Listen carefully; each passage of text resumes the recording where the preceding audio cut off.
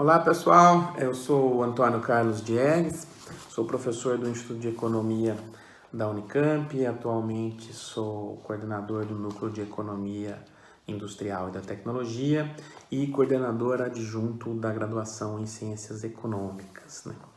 Eu gostaria de convidá-los para conhecerem o curso Inovação e Economia de Plataformas Tecnológicas, oferecido pelo Instituto de Economia e pela STCamp, que é o órgão da Unicamp responsável pelas atividades de especialização e de extensão e de pós-graduação na modalidade de especialização da Unicamp. O curso Inovação e Economia de Plataformas Tecnológicas é um curso de curta duração, são 20 horas, é um curso que foi concebido desde o início e em todas as suas etapas para ser oferecido no ambiente totalmente virtual da Unicamp. São 20 horas, o conteúdo já está disponível na plataforma da Unicamp, há uma grande flexibilidade, cada um pode realizar, pode cursar essas aulas de acordo com o seu ritmo, com sua disponibilidade, com suas necessidades, né? Esse curso tem como objetivo entender a dinâmica da inovação numa economia que passa por um grande processo de transformação digital, marcada pela emergência das plataformas tecnológicas. Então, a lógica é entender a relação entre inovação e plataformas tecnológicas a partir de uma perspectiva da economia.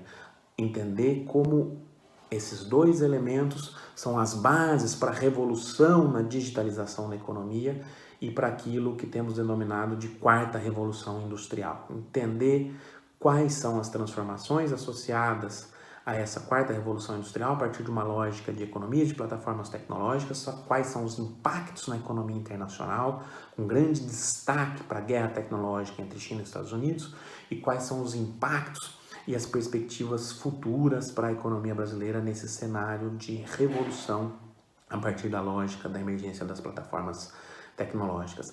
É um curso de curta duração, de novo, oferecido num ambiente totalmente virtual e com certificação do Instituto de Economia da Unicamp e da STCamp.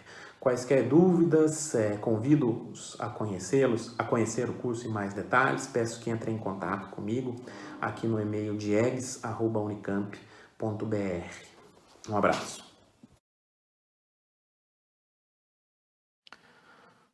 Bom, vamos lá, pessoal.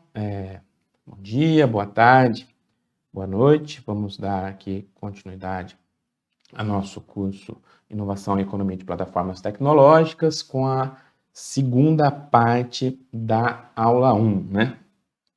Como eu disse, né, a gente sempre inicia as nossas aulas trazendo breves números da Unicamp, essa instituição da qual agora vocês fazem parte, né? Lembrando que esse curso se insere no âmbito da STCamp, que é responsável pelas atividades de extensão e pós-graduação na modalidade especialização da Unicamp. No primeiro vídeo eu falei para vocês que a Unicamp tem cerca de 35 mil alunos e foi considerada em 2017 e 2018, isso varia um pouquinho ano a ano, mas 2017 e 2018 a melhor universidade da América Latina. Ela sempre está em primeiro, segundo, ou no máximo terceiro. E o número que eu queria trazer hoje para vocês é que a Unicamp sozinha, só a Unicamp, apenas a Unicamp, representa 15% da produção científica brasileira. Ou seja, 15% de tudo no que diz respeito à produção científica que é feito no Brasil é de responsabilidade apenas da Unicamp. Para vocês terem uma ideia da grandeza dessa instituição da qual agora vocês fazem parte. Continuando aqui a nossa discussão, só uma breve síntese do que a gente discutiu e para a gente retomar a estrutura da aula, né? A ideia era entender um pouquinho o que é concorrência, entender a concorrência como um processo de enfrentamento de capitais em busca de criação de assimetrias para a valorização, como a gente já discutiu, e entender que há diferentes formas de concorrência. Concorrência via preços ou concorrência perfeita, não necessariamente é aquela que se manifesta em áreas que comumente as pessoas imaginam que na qual há mais concorrência. Esse é um tipo de concorrência. concorrência perfeita, concorrência via preço, a concorrência via economias de escala e de escopo, uma concorrência imperfeita, que a gente diz, né? Você tem produtos diferenciados, e a gente estava discutindo a concorrência via plataformas tecnológicas, que é o que a gente vai continuar a discutir. Depois a gente finaliza com a discussão de inovação, transformação tecnológica e desenvolvimento, para a gente fazer o gancho para a discussão de como a economia de plataformas em gestação transforma a dinâmica da economia de mercado. Retomando aqui de novo a referência da aula, Gestão da Inovação, livro do Paulo Bastos Tigre, professor da Universidade Federal do Rio de Janeiro, capítulos 5 e 6. Bom, eu deixei uma pergunta para vocês refletirem no vídeo anterior, né? A gente estava discutindo a lógica da economia de plataformas, né? Caracterizamos o que é uma plataforma, lembrando a discussão de a plataforma está associada a um padrão tecnológico que tem determinadas perguntas, determinadas questões, determinados desafios tecnológicos. Conforme ele vai evoluindo, ele vai gestando diversas trajetórias tecnológicas, trajetórias de transformação tecnológica. Cada uma dessas trajetórias tem consigo uma certa forma de organização de um ecossistema de empresas e tecnologias, muitas vezes, na nossa perspectiva aqui, organizados em termos de plataformas. A plataforma é compreendida a partir de uma lógica de estabelecimento de uma arquitetura, ou seja, eu defino o que é a plataforma, a arquitetura, e defino os padrões de interface, como cada parte vai comunicar entre si. Essa arquitetura, a partir dos padrões de interface, vai estar associada, aqui nas pontinhas, a diferentes módulos.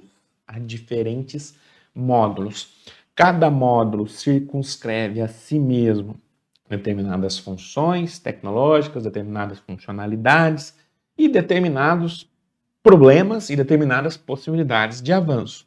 Eles se conectam à arquitetura por meio de padrões de interface. Isso cria uma determinada plataforma tecnológica. As plataformas, olha só como é muito mais complexo eu olhar para uma plataforma do que olhar para um produto em si, do que olhar para um serviço em si, tal qual a gente discutiu lá na concorrência perfeita, tal qual a gente discutiu lá na lógica da concorrência a partir das economias de escala e de escopo. Em geral, as plataformas são marcadas por um alto dinamismo tecnológico inovativo,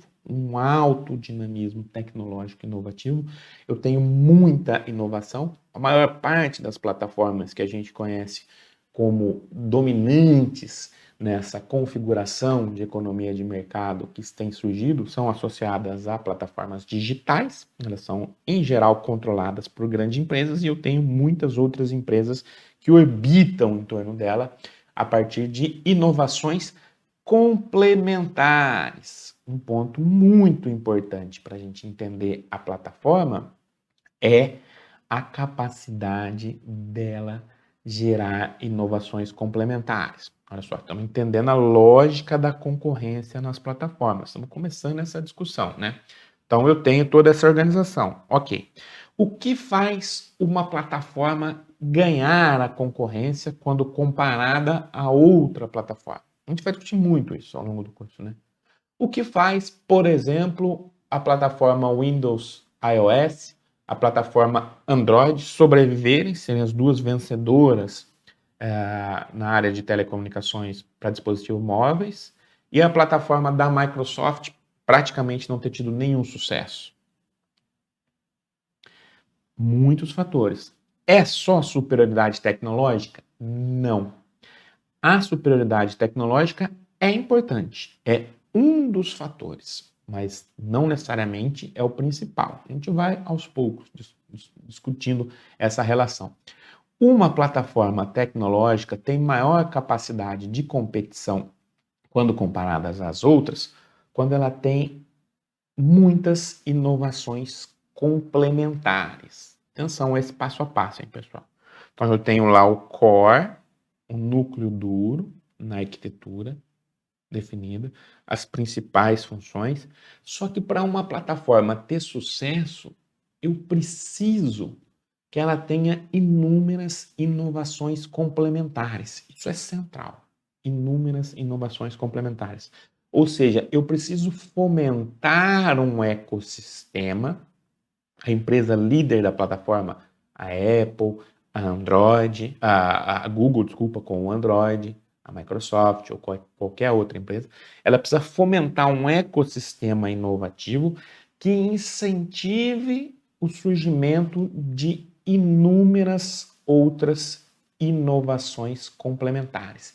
Incentive que outros agentes, outras empresas, outras startups criem diversas inovações por meio de módulos e conectem-se à plataforma.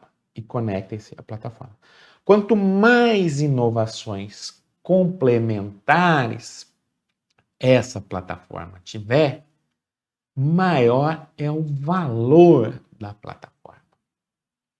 Por quê? Mercado de duas pontas. A gente vai discutir depois com mais profundidade. Na perspectiva do usuário. Eu escolhi um celular Apple ou Android, por exemplo. Eu escolho um celular pela sua capacidade técnica, ok, mas eles são muito parecidos no hardware. Agora eu vou olhar para a plataforma dele, para o ecossistema. Todo mundo faz isso, mesmo que, às vezes, intuitivamente, aqueles que não têm esse conhecimento profundo que vocês estão tendo agora. Mas eu preciso olhar para a plataforma desse celular e ver o que ele me oferece de inovações complementares, de apps. Primeiro ponto. Poxa, não adianta eu ter minha vida ali no celular com um monte de apps que eu gosto, culinária, esporte, bebida, viagem, lazer, sei lá, filmes, cultura de maneira geral, música e por aí vai. E eu entrar nessa plataforma e eu perceber que os principais notícias, os principais apps que eu gosto não estão nessa plataforma. Opa, essa plataforma já não me dá valor. Ou me dá menos valor que uma plataforma concorrente. Ou seja, quanto mais inovações complementares eu tiver naquela plataforma, maior a percepção por parte do usuário ou do potencial usuário acerca da superioridade daquela plataforma. O que o usuário está pensando? Aqui eu vou ter mais dinamismo inovador e mais opções. Primeiro ponto. Por isso as inovações complementares são tão importantes. Na perspectiva do produtor, vamos pensar na outra ponta agora do mercado de duas pontas. A mesma coisa. Quanto mais inovações complementares eu tiver, mais concorrência. Tudo bem, isso faz parte da lógica da economia de plataformas. Só que quanto mais inovações complementares eu tiver no marketplace da Apple, da Android, maior a diversidade do número de usuários, maior o volume de usuários, ou seja, maior é o potencial de demanda. Então, quanto mais inovações complementares, melhor também para o usuário, para o produtor. Desculpa, usuário e produtor. Ou seja, os dois se beneficiam. Além disso, a empresa líder de plataforma, que é quem comanda a plataforma, por exemplo, a Apple, por exemplo, o Google, tem interesse em eu ter um número maior de usuários, maior de inovações complementares, porque essa inovação complementar vai trazer para dentro da empresa uma capacidade inovativa grande. Por maior que seja a empresa, Google, Microsoft, Alibaba, Baidu, Tencent, Amazon, Facebook, nenhuma delas consegue desenvolver a miríade de possibilidades de novos produtos e serviços de maneira totalmente integrada. Isso é da lógica da plataforma. Eu não consigo internalizar tudo, eu nem quero, nem preciso, o custo é muito grande, é muito difícil. Então eu preciso fomentar um ecossistema que faça com que o meu produto principal, plataforma, eu coordeno, avance a partir do conhecimento, do expertise de outras empresas. Vou dar um exemplo. Eu sou a Apple. Puxa, eu preciso ter diversos aplicativos de saúde interessantes para enfrentar uma eventual pandemia. Ok. Poxa, mas eu tenho Apple, expertise em saúde, até estou desenvolvendo, mas não necessariamente. Mas talvez eu tenha lá um laboratório global que tenha muita expertise e talvez não tenha tanta expertise em tecnologia, que se junta com alguma outra área, cria uma startup e tal. Esses caras entendem. Eu já dou a infraestrutura pronta para ele na plataforma. E o valor, eu aproprio a maior parte do valor. A gente chega lá. Winner takes all. Daqui a pouco a gente já chega lá. Então a ideia é, eu tenho um alto dinamismo tecnológico inovativo, fundamentado muito, muito pelas inovações complementares. Serviço, saúde, em todas as outras áreas, entrando para ratificar, para fortalecer a posição de uma plataforma. Por que é isso importante? Além de beneficiar os produtores e os usuários. Palavrinha-chave na economia de plataformas tecnológicas. Externalidades de rede. Esse é o conceito chave, se a gente fosse escolher um.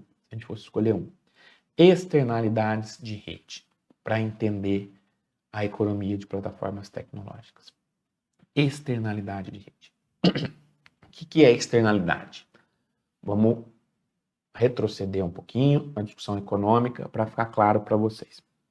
Olha, na base da economia, da microeconomia convencional, tradicional, eu penso o seguinte, olha, eu tenho um usuário, consumidor, indivíduo, a gente, aqui, tal, e ele toma uma decisão de consumo. Ok. Aquele bem ali, ele vai consumir de maneira exclusiva. Pagou? Ok. Certo. Ele tem o custo e ele tem o benefício do consumo daquele bem. Ok. Só que esse benefício, na maior parte dos bens, é circunscrito a ele.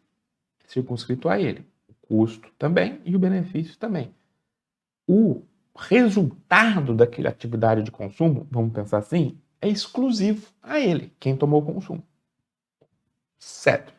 Agora vamos pensar numa externalidade convencional. Vamos supor que um exemplo mais clássico impossível. Eu sou um consumidor e tomo a decisão de fumar. Hoje em dia ninguém fuma mais, né? Mas teve um momento, pode acreditar, na história da humanidade, que muita gente fumava. Toma a decisão de fumar. Paguei o cigarro no meu próprio bolso, vou consumir. O ato de consumir vai me gerar supostamente um benefício, prazer. Na perspectiva do consumidor individual, ele que decide de acordo com as preferências dele. Economia convencional. Só que ao fumar,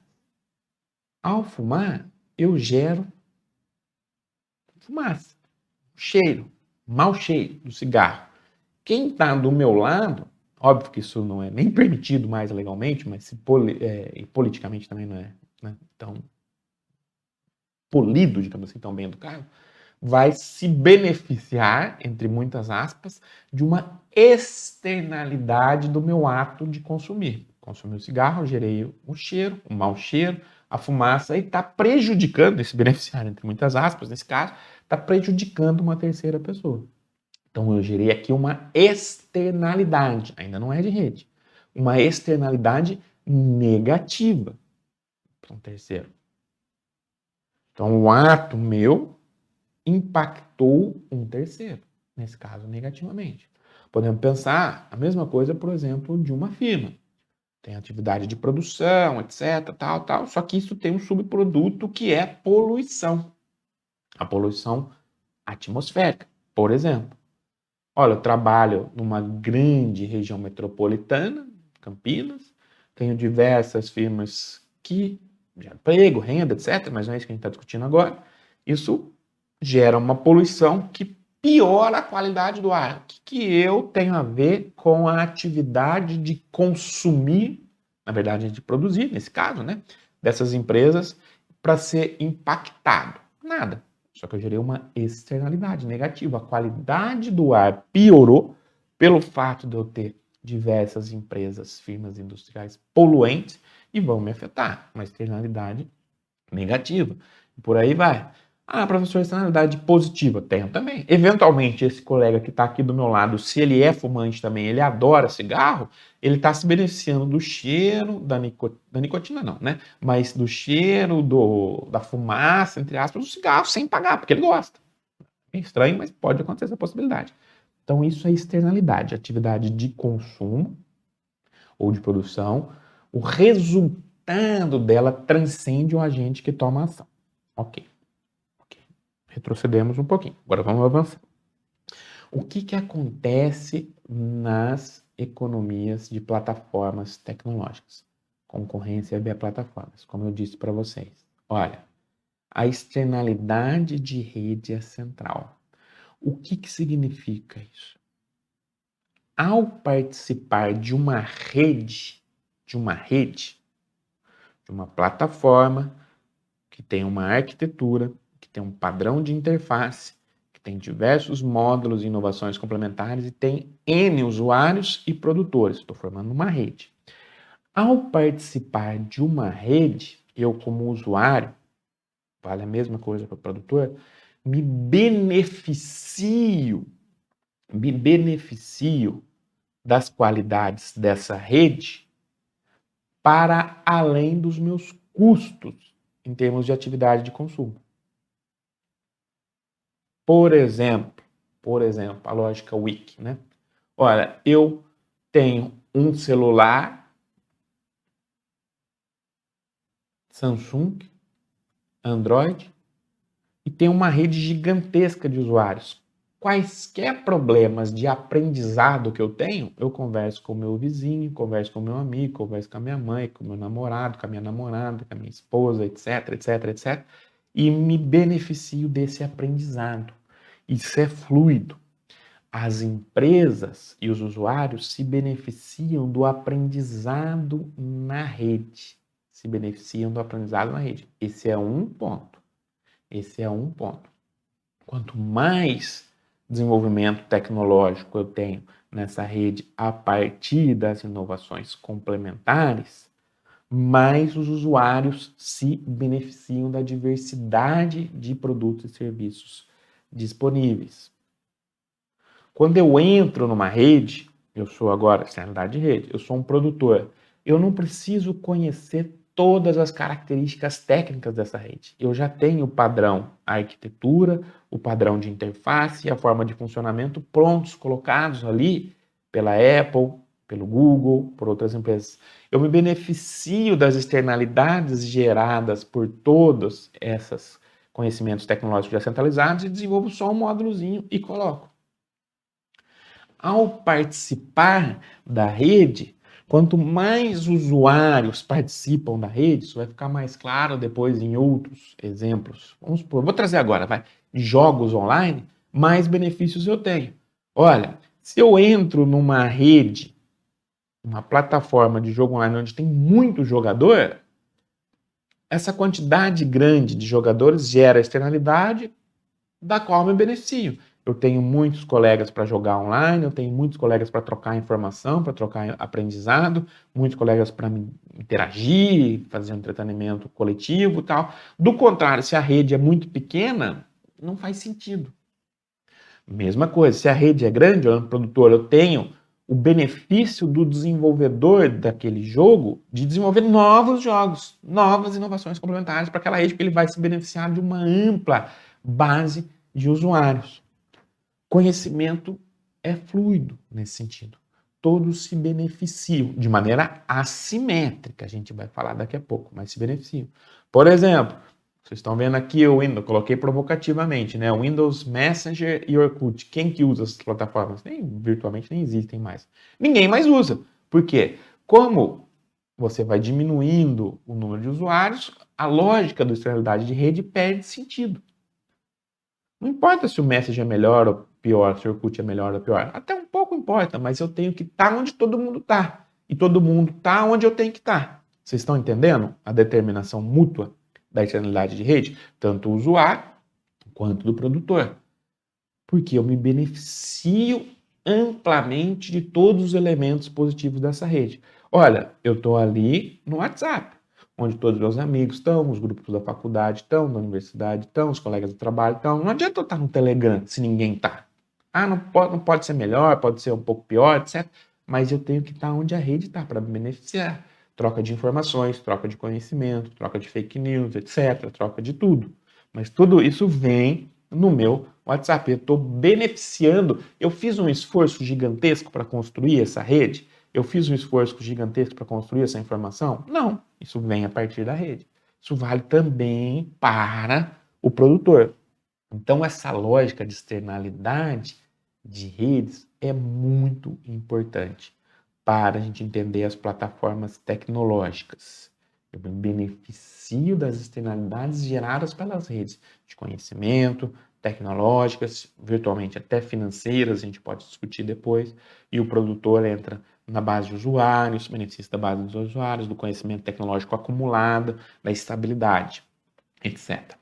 Agora, um passo super importante, hein, pessoal? Como olha só, autodinamismo tecnológico inovativo, inovações complementares, organização em rede, benefício da externalidade. O que é fundamental para uma plataforma tecnológica ser superior em termos de concorrência perante os seus concorrentes, né? Desculpando a redundância, é a capacidade dela gerar externalidades de rede. Porque ao gerar externalidades de rede, ela gera efeitos de lock-in, efeitos de trancamento, de aprisionamento. O que significa? Ao gerar externalidade de rede, ela gera efeitos de lock-in, de trancamento. Significa que, como o usuário e o produtor se beneficiam muito da externalidade gerada pela rede, ele está sempre preso àquela rede. Ele pode falar, opa, a partir de agora, o WhatsApp não funciona mais para mim. Não gosto mais. Muita fake news, muita mensagem de bom dia, boa tarde, boa noite. Perdeu o sentido. Então eu vou para uma outra plataforma que eu acho mais interessante. Só que se eu for sozinho, como eu me beneficio da externalidade de rede positiva e negativa, nesse caso, da outra plataforma, se eu for para uma segunda plataforma, poxa, não tem ninguém lá. A minha decisão sozinha não consegue me trazer benefício. E eu estou preso. Mesma coisa. Quero sair do Facebook. Muita fake news, muito comentário nada a ver, muita discussão de ódio, não é o público-alvo da minha idade mais, não consigo interagir. Vou migrar para uma outra plataforma. Mas eu sou amigo quando meus amigos migram. Olha só, de determinação mútua. A lógica do lock-in é a lógica do aprisionamento. Isso é muito importante na compreensão do desenvolvimento tecnológico. Vou dar um exemplo para vocês, a gente vai discutir daqui a pouquinho. Teclado do computador de vocês, teclado do celular, iPhone 12, dê uma olhada aí para vocês. Qual que é a disposição das teclas? É o que a gente chama de teclado QWERTY, Q-W-E-R-T. Q-W-E-R-T. Por que, professor, que a distribuição das teclas no iPhone 12, no iPhone 20 é QWERTY? Vai ser QWERTY. Por quê? Porque tem um estudo que mostra que a disposição das teclas dessa forma aumenta a produtividade no ato de digitar. Não. Parecia, numa interpretação mais lógica, racional, tecnológica, que é isso, né? Mas é porque lá no final, há mais de 150 anos, mais ou menos, 1890, mais ou menos, final do século XIX, a principal máquina de escrever que se tornou o padrão dominante, a gente vai discutir isso em outras aulas, a Hamilton, né, tinha a disposição de teclas a partir de uma lógica QWERTY. Ela colocou as teclas dessa forma. Mas por que o fabricante da máquina, que se tornou depois a principal referência no segmento de máquina de escrever, há, sei lá, 150 anos, colocou um teclado com a disposição QWERTY? Porque naquela época as pessoas não nasciam sabendo digitar, vocês podem acreditar nisso, como as pessoas nascem hoje. Qual sentido faria de alguém comprar uma máquina de escrever? Um usuário comum, exceto uma grande empresa. Os vendedores tentavam mostrar para os consumidores que o ato de digitar era muito rápido. Vejam os pais ou os avós de vocês tentando digitar a dificuldade. Imagina isso há 150 anos. E aí eles colocaram as teclas para se escrever typewriter, typewriter, typewriter, typewriter, na mesma linha, para o próprio vendedor conseguir digitar na máquina de escrever, typewriter, de maneira rápida. Se tornou o padrão dominante, se tornou o padrão que evoluiu para os computadores pessoais, para os notebooks, para os celulares. Ou seja, a plataforma tecnológica muitas vezes está presa às lock-in. E às vezes, ou na maior parte das vezes, esse lock-in significa um aprisionamento em posições que não é superior tecnologicamente, que é um erro crasso, uma estratégia, se não me engano, foi da Nokia, há uns 10 anos, de lançar um celular, ao invés de escrever typewriter, colocar à disposição de teclas segundo a ordem alfabética. Um erro crasso, cabeça de engenheiro. Em toda a superioridade que o engenheiro tem perante o economista. Vocês vão ver a minha predileção aqui ao longo do curso. Mas a lógica é cabeça tecnológica. Não é assim que a gente tem que entender a lógica da superioridade das plataformas tecnológicas. Você tem que entender um usuário comum, sua tia, seu tio. Ele consegue entender? Ele consegue usar? Não importa tanto que seja tão superior tecnologicamente. Importa que o usuário está preso. Ele está preso via efeitos de lock-in de diversas formas. Estou ilustrando aqui para vocês, pessoal. Esse ponto é muito importante. Ele está preso via lock-in por meio do aprendizado. Olha, nós aprendemos. Eu sou de uma geração, ainda peguei a transição, né, que fazia curso de datilografia. Imagina que doideira. Então, eu aprendi a digitar, fazer um curso de datilografia, investir tempo, investir dinheiro para aprender a digitar segundo essa disposição de teclas. Então, eu estou preso a esse paradigma em termos de conhecimento, em termos de custos financeiros, etc. Mudar implica custos de conhecimento e financeiro. Esse é um exemplo simples, né, pessoal? Vocês podem pensar a mesma coisa no caso das empresas de vocês. As empresas têm uma certa cultura organizacional, têm diversas máquinas, equipamentos, os funcionários já são treinados naquelas máquinas. Então, eles estão presos em termos de conhecimento. Além disso, as empresas estão presas em termos de ativos financeiros. Elas já investiram naqueles ativos, lock-in, mesmo que venha uma máquina melhor. Além disso, elas estão presas em termos de ativos tecnológicos. O que elas sabem fazer é aquilo. Se mudou o paradigma, podemos discutir, fazer um novo exemplo. A questão da transição dos carros para energia limpa. As grandes empresas montadoras estão presas no paradigma do petróleo. Lock-in. Motor a combustão, toda a lógica dos sistemistas, fabricantes de partes, peças, componentes, tudo uma lógica de petróleo. E está claro, está evidente que a transição é para um paradigma de energia limpa, cada vez mais. E elas estão desesperadas com a dificuldade de fazer essa transição, porque elas estão presas em termos de ativos financeiros, máquinas, equipamentos e ativos tecnológicos. Elas estão há 150 anos, quase 150 anos, fazendo carros dessa forma. Quando eu tenho uma transição, fabricante de motor, será que vai ser a WEG, fabricante de motor elétrico? Vai ter até o caso da Tesla, que a gente vai discutir daqui a pouco. Mas vocês estão entendendo o que eu estou querendo dizer? Eu estou adiantando bastante coisa, depois a gente volta, né? Mas na lógica, voltando aqui agora, da economia de plataformas tecnológicas, além dos mecanismos de lock-in tradicionais da economia, eu tenho as externalidades de rede que geram mecanismos de aprisionamento, de lock-in ainda maiores. Então, na rede, nas plataformas tecnológicas, o lock-in é gigantesco.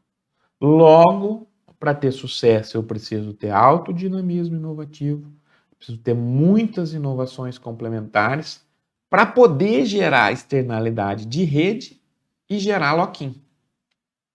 Aprisionar o meu consumidor.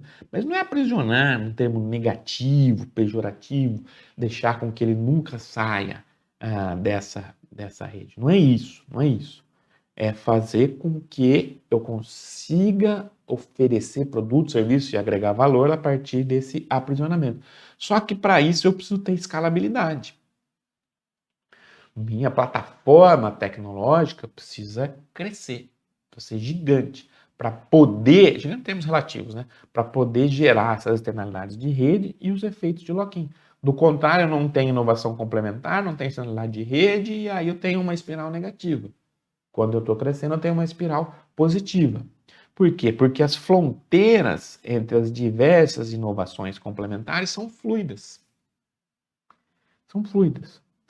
O que é produto, o que é serviço, o que um app faz, o que outro app faz, o que uma plataforma faz. Não está tudo muito bem estabelecido, muito rígido. A Ford faz motor, faz carro, a Bosch faz sistemas de transmissão, etc. Não, aqui é tudo meio junto nas plataformas. As fronteiras são fluidas. Uma hora a empresa líder faz, quem comanda a plataforma, não faz uma tecnologia, as inovações complementares vêm, outra hora ela internaliza. Quantas vezes vocês já perceberam? A Microsoft vai lá, compra Skype, internaliza o módulo, compra. Opa, agora comecei a ter problemas, né? Explosão da necessidade de comunicação online. Então, preciso melhorar meu sistema de comunicação online. O Google, com o Google Meet, vai lá, compra uma startup, etc. Então, as fronteiras são muito fluidas. A plataforma precisa crescer e precisa beneficiar-se das lógicas de fronteiras fluidas. Então, para ser vencedor em termos de plataformas tecnológicas, eu preciso de todos os elementos. Uma dinâmica inovativa intensa, mas só isso não é suficiente. Inovações complementares, realidades de rede. E eu preciso chegar no mercado em geral, no momento correto. Esse é um grande problema. Nem antes, nem depois. Chegar no momento correto para criar a externalidade de rede antes dos colegas, antes dos concorrentes. Isso a gente vai discutir depois com mais calma. Mas, se eu tenho uma plataforma já estabelecida, já muito consolidada, é muito difícil uma plataforma nova contestar aquela plataforma estabelecida. Por quê? Porque a plataforma estabelecida já gerou externalidade de rede. Eu preciso de algo aqui muito grande, seja em termos tecnológicos, seja em termos financeiros, seja em termos de marketing, seja em termos de alguma grande ruptura, para fazer com que os agentes comecem a migrar. Isso a gente vai discutir depois, né? Nesse sentido, para finalizar aqui essa primeira aproximação à lógica da plataforma, a gente tem uma dinâmica da concorrência baseada na perspectiva de winner takes all, ou senão, winners takes almost all. O que significa isso? O vencedor ganha tudo. O vencedor da plataforma, a plataforma tecnológica vencedora, trava o mercado, ganha quase tudo. É isso que eu disse aqui. Quem chega primeiro tem um benefício gigantesco.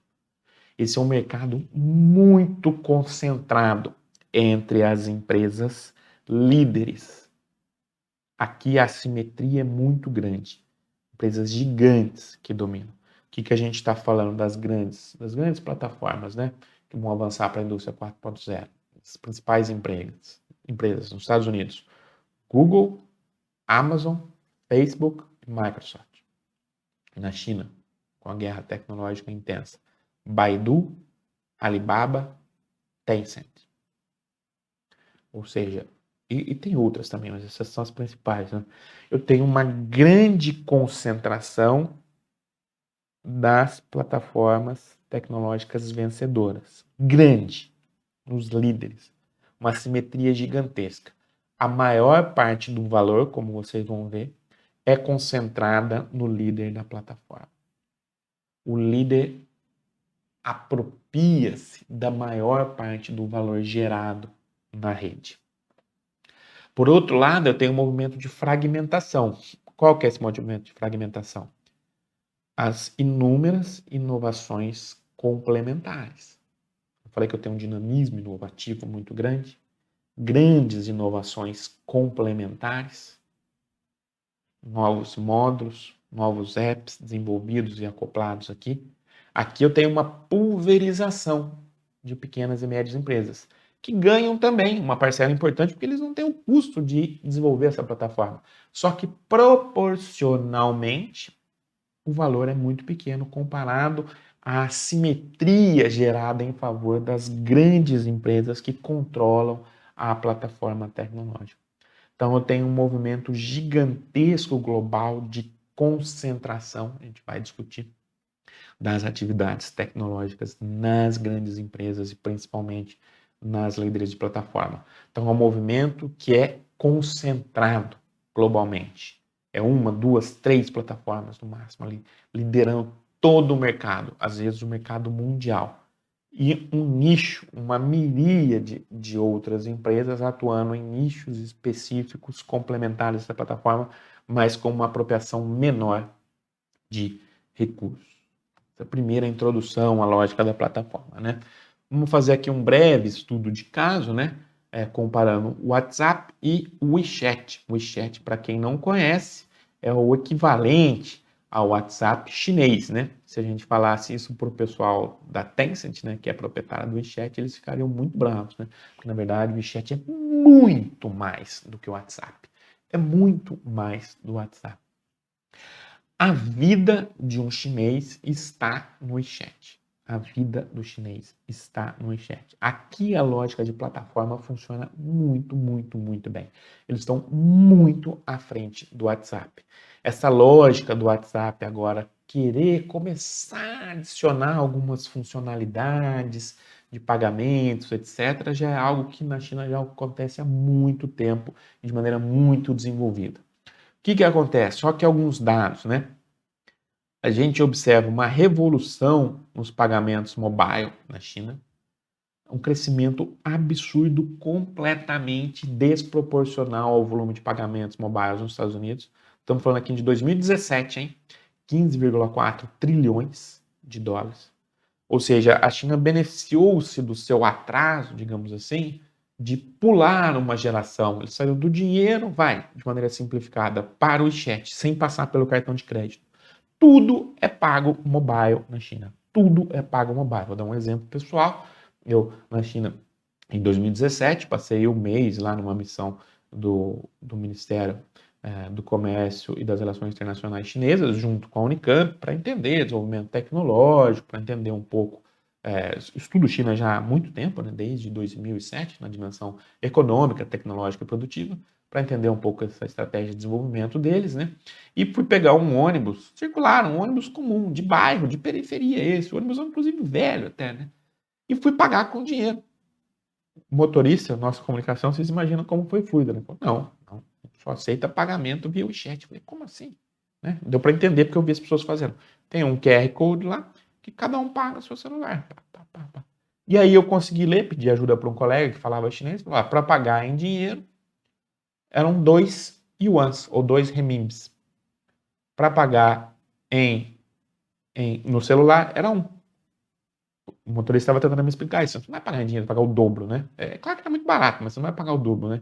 Ou seja, olha a forma de incentivo para pagamentos mobile. Ninguém paga, virtualmente ninguém.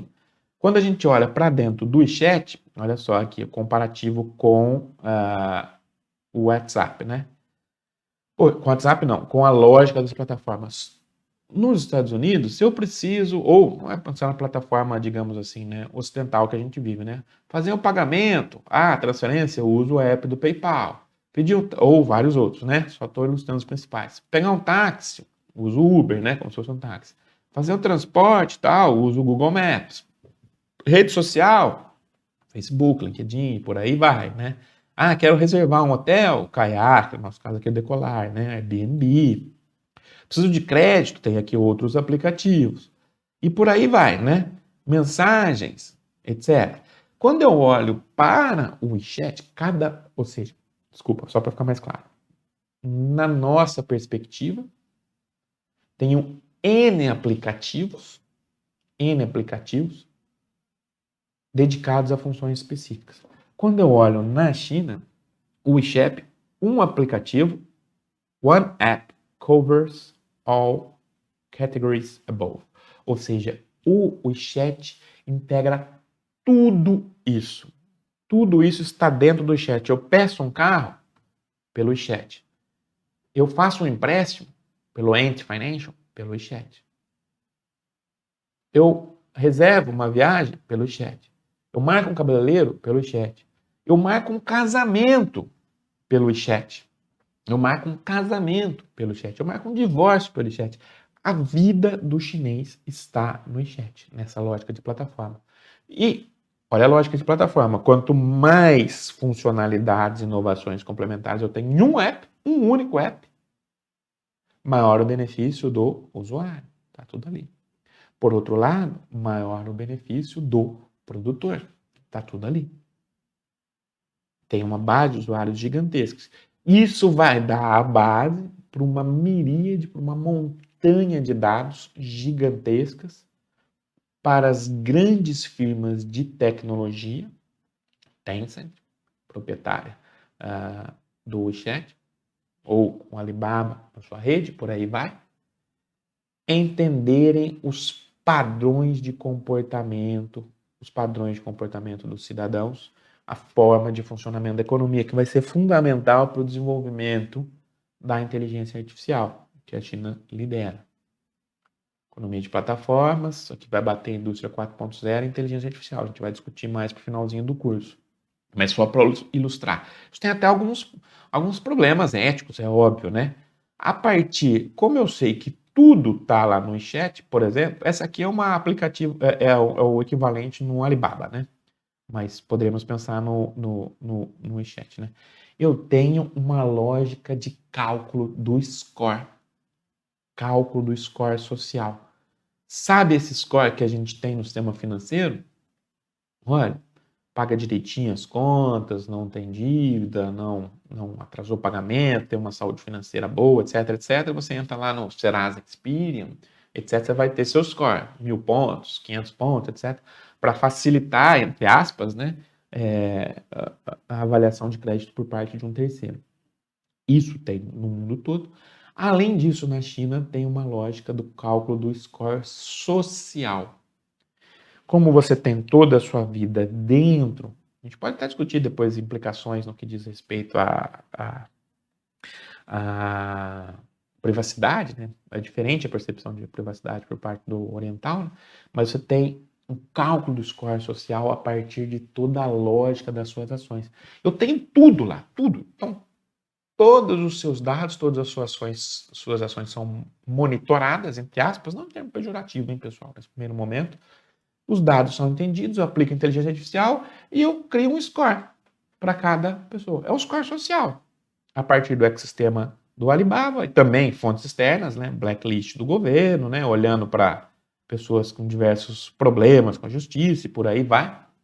Então, o meu score é 739, por exemplo, aqui no exemplo. E desculpa a redundância, e os chineses utilizam isso como instrumento quase que de moeda de troca. Se eu estou numa rede social procurando lá um site de relacionamento, eu falo, olha, venha namorar comigo, olha como o meu score é interessante. 1.000, eu sou uma pessoa boa, muito boa. Por isso que a gente tem que entender a questão da privacidade de maneira distinta. Eu vou discutir um pouquinho daqui a pouco, estamos finalizando, né? Então eu utilizo esse score social para mostrar que eu sou um bom cidadão. Isso vale para depois ser avaliado no que diz respeito a empréstimo pessoal, atividades de consumo. Opa, vou pedir o visto. Ah, meu score já está aqui de maneira inteligência artificial, já sei que isso, para esse cara posso liberar o visto. Ah, vou fazer um aluguel de imóveis. Ah, não preciso de um fiador, né? Categoria super atrasada no Brasil. Olha o score social dessa pessoa. E por aí vai. Ah, fazer um plano de saúde. Poxa, ele se comporta bem, come bem, sei lá, se alimenta bem, faz exercício, mais barato. Claro que tudo isso tem outro lado também, né? Para aquelas pessoas que se comportam mal, que se alimentam mal, etc. Opa, eu segrego, o plano de saúde vai ser mais caro. Ah, se eu tive algum problema financeiro, fui demitido, sei lá, passei por uma dificuldade, tive que atrasar algumas contas, acontece, num momento de crise, vou ter dificuldade de alugar um outro imóvel, por aí vai, né? Então eu tenho todos esses pontos, né? E para finalizar, a questão, aqui só um ponto cultural para a gente finalizar, a questão da privacidade, ela não é percebida pelos orientais da mesma forma com que nós ocidentais.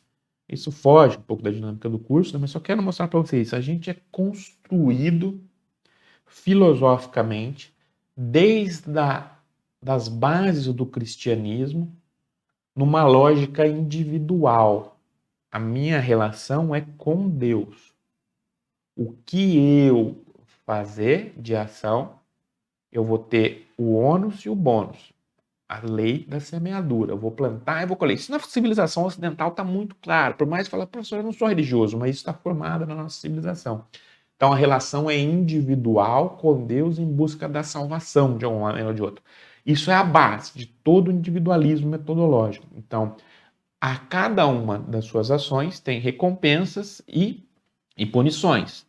Tudo isso foi avançando ao longo dos séculos para, na economia, avançar na direção do individualismo metodológico. Eu posso, eu acredito, eu consigo fazer. A minha ação vai afetar a minha carreira. Pensando aqui em termos econômicos exclusivos, né, nesse ponto, né?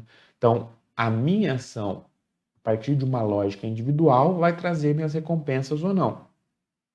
Se eu for perdulário, gastar muito, não tomar ações adequadas, não tiver força de vontade adequada, etc., eu vou ter o ônus. Então, é tudo a partir da construção de uma lógica individual. Por isso, estou fazendo isso aqui em 2 minutos, né, pessoal? A gente poderia discutir muito, mas só para ficar claro. Na perspectiva ocidental, todas as nossas relações a gente constrói dessa forma. Então, a perspectiva nossa da intimidade, da individualidade é muito forte. Completamente inconcebível alguém, algum amigo que seja próximo, perguntar quanto você ganha, qual é o seu salário. Isso não existe. E na cabeça do oriental, isso é super comum. Isso é super comum. Às vezes eu vou perguntar que time você torce. Porque, historicamente, tanto a questão do não cristianismo, quanto a questão da harmonia, da busca pela harmonia, a partir da lógica confucionista, que fundamenta a construção da civilização chinesa, busca uma harmonia no coletivo. Até os líderes supremos de então, os imperadores, tinham que estabelecer uma certa paz coletiva, uma prosperidade, senão eles seriam castigados pelos deuses. Então a lógica é uma harmonia na sociedade. Então você constrói as suas relações a partir de outras dimensões. A relação da família mais ampla, relação sua com o poder do imperador, com a lógica da nação, com a lógica coletiva em busca da harmonia. Tudo isso filosoficamente para chegar no cálculo do score. Olha, aqui eles aceitam muito melhor. Recusem, pessoal, explicações tão simplistas. Ah, é uma ditadura, é isso, aquilo. Claro que tem vários elementos nesse sentido também. Mas não é só isso. É muito mais complexo.